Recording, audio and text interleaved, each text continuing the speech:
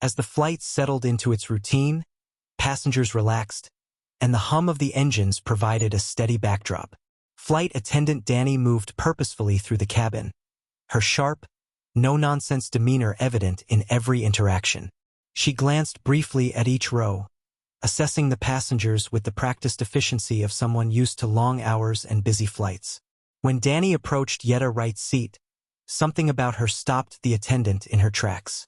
Yeta sat quietly by the window, her gaze directed at the clouds outside. She wasn't wearing flashy clothing or carrying expensive accessories. To Danny, she appeared ordinary, just another passenger blending into the sea of travelers. This first impression shaped what followed. Danny's voice, sharp and clipped, interrupted Yeta's peace. "Ma'am," she said, her tone carrying a hint of impatience. "Can you fasten your seatbelt? It's already past time." Yeta blinked, momentarily startled. She had been lost in her thoughts, unaware of any issue. Meeting Danny's gaze, she nodded calmly. "Of course," she replied, her tone measured as she reached for her seatbelt. But Danny wasn't done. "The seatbelt sign is on," she added curtly. "Everyone else is following the rules, and you should too." The words landed with an edge that felt unnecessary, even hostile. Yeta's initial surprise gave way to confusion. Why was she being spoken to like this? She had complied immediately and caused no disruption. Despite the sting of Danny's tone, Yeta maintained her composure. Years of experience had taught her to remain calm in the face of unnecessary confrontation. Other passengers nearby began to glance over, their curiosity piqued by the interaction. Yeta could feel the weight of their gazes but chose not to respond. Instead, she focused on fastening her belt, her expression giving nothing away. Danny lingered for a moment longer, as though expecting some form of resistance, then moved on. Her posture was stiff, her smile forced as she resumed her duties. For Yeta, however, the encounter wasn't so easily brushed aside. It wasn't just about a seatbelt. It was about something deeper, the judgment in Danny's voice and the unspoken assumption that Yeta didn't belong. The quiet tension lingered, casting a shadow over what had started as an ordinary flight. Yeta Wright was the kind of person who easily blended into a crowd, but not because she lacked accomplishments. As the owner of a thriving business she had built from the ground up, Yeta was no stranger to hard work or success. Yet, she didn't flaunt her achievements. She preferred simplicity, dressing modestly and avoiding the trappings of wealth that others might showcase. To most people on that flight, Yeta was just another passenger, a woman traveling alone, quietly watching the world pass by through the airplane window. She carried no designer bags, wore no expensive jewelry, and made no effort to stand out. This understated demeanor was entirely intentional. Yeta valued privacy over attention and substance over appearances. Despite her humility, Yeta was a force to be reckoned with. Years of navigating the challenges of entrepreneurship had given her resilience, poise, and an unshakable sense of self. These qualities were not immediately apparent to strangers, but they had served her well in life. Yeta's strength lay in her ability to remain composed under pressure and to confront challenges with a steady hand. In the eyes of the world, she was unassuming, but those who truly knew her understood her value. On this flight, however, most, including the flight attendant Danny, saw only what was on the surface. And that misjudgment was about to lead to an unforgettable encounter. As the flight continued, the initial exchange between Yeta and Danny lingered in the air like a faint but undeniable storm cloud. Danny, with her curt demeanor and dismissive tone, made her presence known as she walked up and down the aisle, while she engaged cheerfully with other passengers, handing out drinks and snacks with forced politeness. Her attitude toward Yeta remained markedly different. Yeta sat quietly, outwardly composed, but internally, her thoughts raced. Why had Danny singled her out? She had done nothing to provoke the coldness she felt radiating from the flight attendant. To Yeta, it was no longer just about the seatbelt or the rules. It was about something deeper, a sense of judgment that went beyond her actions, as though Danny had decided, based on appearance alone, that Yeta didn't deserve the same respect as everyone else. Around her, other passengers began to take notice. Subtle glances were exchanged, their expressions betraying unease. Some seemed ready to intervene but hesitated, unsure of the right moment. The tension was palpable, unspoken yet impossible to ignore. Yeta, however, had learned long ago not to let others' assumptions define her. She had faced countless moments where she had to prove her worth, and while the sting of being underestimated never fully faded, she had built resilience. Still, this encounter felt different. It wasn't just about her. It was about a pattern of behavior that needed to be addressed. She took out her phone and composed a message to her husband, Cody. As CEO of a major corporation, he understood the weight of respect and fairness in every interaction. The message was short but clear. "Hey, I just had a weird encounter with one of the flight attendants. She was really rude to me, and I can't shake the feeling it's because of the way I look. It's not right." The simple text carried layers of frustration and determination. Yeta wasn't just seeking solace. She was setting the stage for action. She knew Cody would understand, and his response came swiftly. "I'll handle it. Don't worry about it." Yeta felt a sense of calm wash over her as she read his words. Cody was a man of his word, and she trusted him to take care of things. But even with his assurance, the unease lingered. The memory of Danny's dismissive tone replayed in her mind, and Yeta knew that this moment was far from over. The flight continued, the tension simmering just beneath the surface. Yeta's resolve hardened. She wasn't going to let this incident pass without addressing it. Not just for herself, but for anyone who had ever been treated as less than they deserved. As the plane began its descent, Yeta's thoughts were consumed by the earlier interaction with Danny. Despite Cody's reassuring message, the lingering sting of disrespect made it clear to her that this incident couldn't be left unresolved. Yeta wasn't the type to seek confrontation, but this wasn't just about her. It was about standing up for what was right. The passengers around her started gathering their belongings, preparing to leave as the seatbelt sign turned off. Yeta, however, remained seated for a moment longer, her mind resolute. She took a deep breath, the quiet click of her heels marking her determination as she rose from her seat and made her way down the aisle. When she reached the front of the plane, near the cockpit door, she stopped. Danny was there, offering routine goodbyes to departing passengers, her smile polite but impersonal. As Yeta approached, that smile faltered slightly.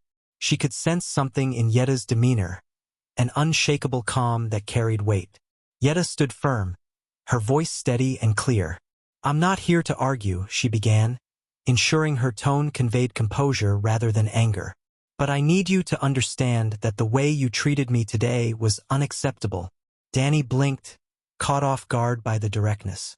"I'm sorry if you felt that way," she offered, her voice hesitant, though the words lacked genuine conviction. Yeta didn't let the moment slip. "It's not about how I felt. It's about how you acted," she continued. "Your behavior wasn't just dismissive. It was judgmental. And that's not something I take lightly. Respect isn't something you give selectively. It's something everyone deserves, regardless of how they look or who you think they are." As the words settled in the air, Danny's expression shifted from discomfort to realization. For the first time, the weight of her actions seemed to register. Her previously unwavering confidence cracked, replaced by a flicker of embarrassment. Yeta delivered her final words with quiet strength. "I may look like just another passenger to you, but I am also the wife of the airline's owner, and I expect better. Not just for myself, but for everyone you interact with." With that, Yeta turned and walked away, her steps measured and purposeful. Danny stood frozen, her mind racing to process what had just happened. The realization of her mistake was sinking in, leaving her stunned and speechless. As Yeta exited the plane, a sense of satisfaction settled over her. She hadn't sought to embarrass or humiliate Danny, but she had made her point. It wasn't about status or privilege. It was about ensuring that no one was treated as invisible or undeserving of basic decency. Her words had been a reminder, not just for Danny, but for everyone on that flight, that respect is a fundamental expectation. Later that evening, as Yeta relaxed at home, her phone buzzed with an incoming call. She glanced at the screen and saw Cody's name. She picked up, already knowing he would have something to say about the situation. Yeta, his calm voice greeted her, carrying an unmistakable authority. "I've taken care of it." "What happened?" Yeta asked, her curiosity mingling with relief. "I spoke with the airline's management and ensured Danny understands the gravity of her actions," Cody explained. "She's been formally addressed about her behavior, and I've also initiated changes to our employee training. Everyone on that flight, and across the company, will now undergo enhanced training to ensure they understand that respect isn't earned based on someone's appearance, status, or what they're wearing. It's a baseline expectation for every passenger." Yeta leaned back into the couch, a small smile forming. She knew Cody wasn't one for empty promises, and his follow-through always exceeded her expectations. "Thank you," she said, her voice warm. "I'm glad it's being addressed." Cody paused for a moment, his tone softening. "I'm proud of you, Yeta," he said. "You stood up when it mattered, not just for yourself but for everyone who's ever been in your position. What you did today was powerful. You reminded everyone that no one is invisible." Yeta's heart swelled with pride, not just in Cody's support, but in knowing she had made a difference. "It wasn't just about me," she replied. "It was about making sure people like Danny rethink their assumptions about others. Everyone deserves respect." As they ended the call, Yeta felt a wave of calm settle over her. The confrontation on the plane had been uncomfortable, but it had sparked a meaningful change, one she knew would ripple far beyond that single flight. As the plane taxied to the gate and the seatbelt sign clicked off, passengers began gathering their belongings, eager to disembark. Yeta, however, remained seated for a moment longer, her thoughts sharp and deliberate. She wasn't about to let the earlier encounter with Danny go unaddressed. She stood, her heels clicking against the floor as she walked toward the front of the plane. The cabin crew was stationed near the exit, offering polite smiles and standard farewells to the departing passengers. Danny was among them, her earlier sharp demeanor replaced with a professional, if somewhat detached, air.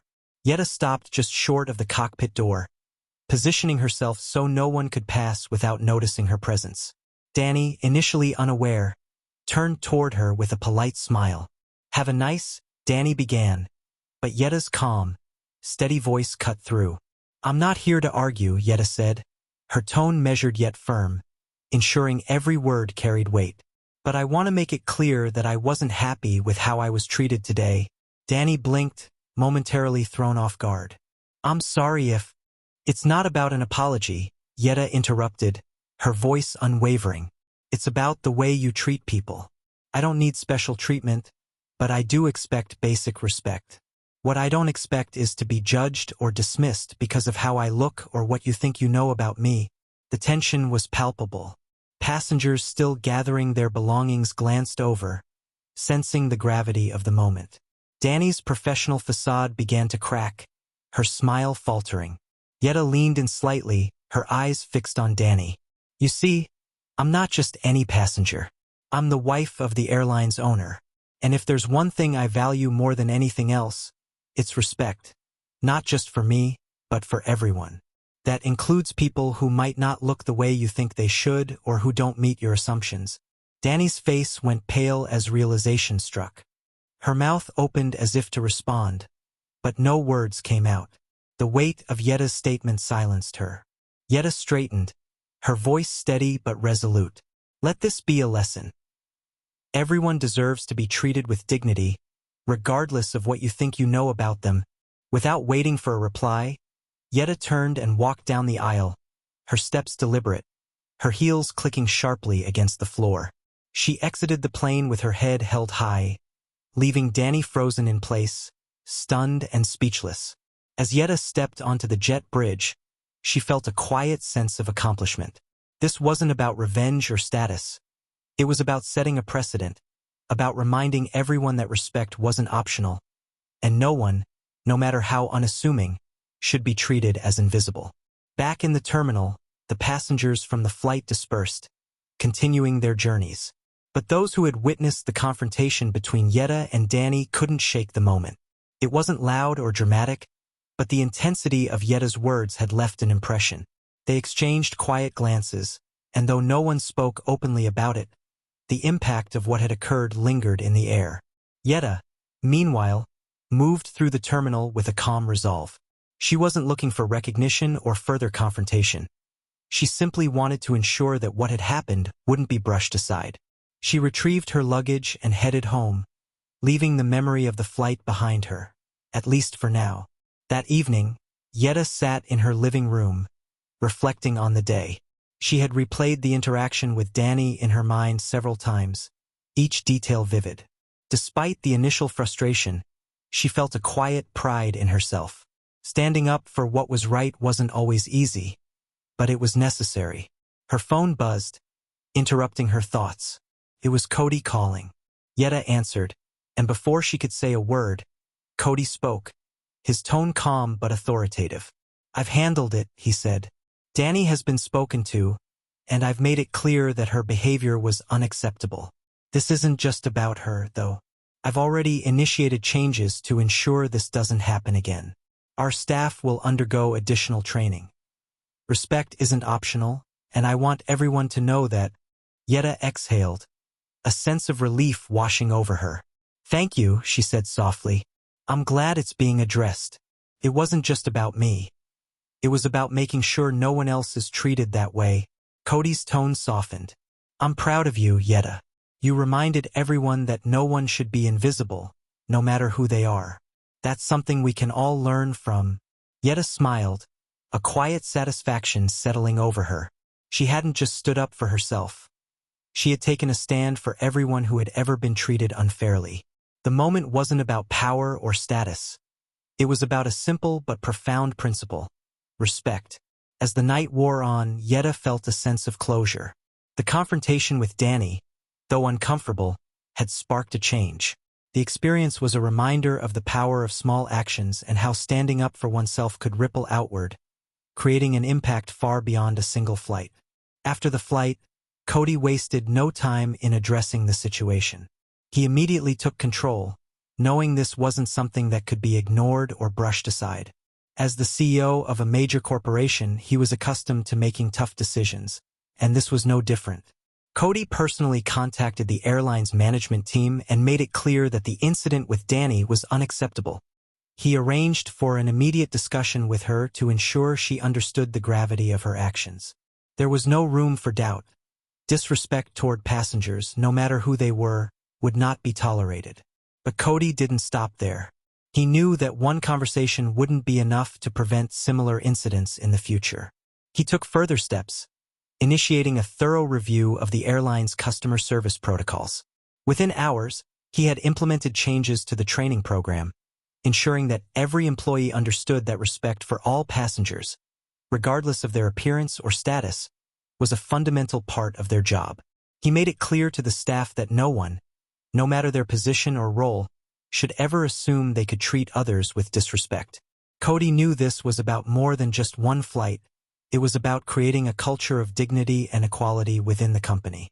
Yeta, upon hearing from him later that evening, was reassured by his swift and decisive actions. Cody's commitment to handling the situation thoroughly gave her confidence that the incident wouldn't just be forgotten. It would lead to real change. Later that evening, as Yeta settled into the quiet of her home, she took a moment to reflect on everything that had transpired. The flight, the confrontation with Danny, and the words she had spoken. It all felt like a defining moment. It wasn't just about standing up for herself. It was about standing up for anyone who had ever been treated unfairly, anyone who had felt invisible. Yeta realized that the incident had sparked something deeper in her, a reminder of the power of speaking out.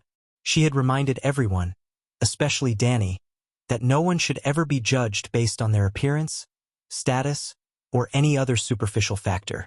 Respect should be universal, given to everyone, regardless of who they are or where they come from. Yeta felt a quiet sense of pride.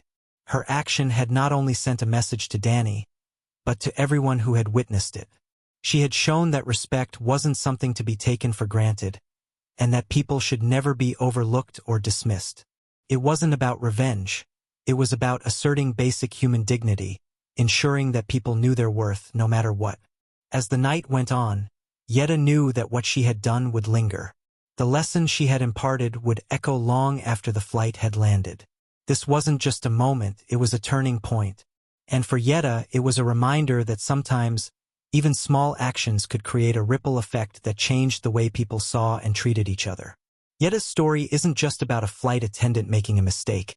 It's about the importance of standing up against prejudice and discrimination, no matter how small or big the situation may seem. It's a reminder that every person deserves respect, regardless of their appearance or background. Yeta's courage to confront the injustice she faced speaks to a much larger truth.